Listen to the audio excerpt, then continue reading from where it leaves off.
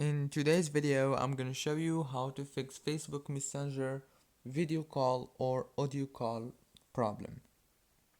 So first thing you wanna do is go to the settings on your phone and then go to the apps manager.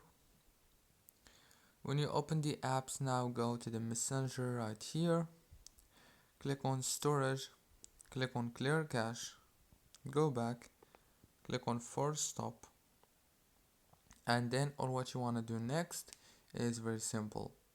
Click on permissions, make sure that all the permissions are enabled, especially the phone permission.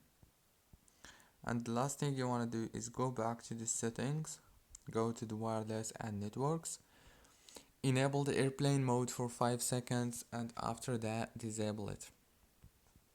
That's it guys, don't forget to like, subscribe.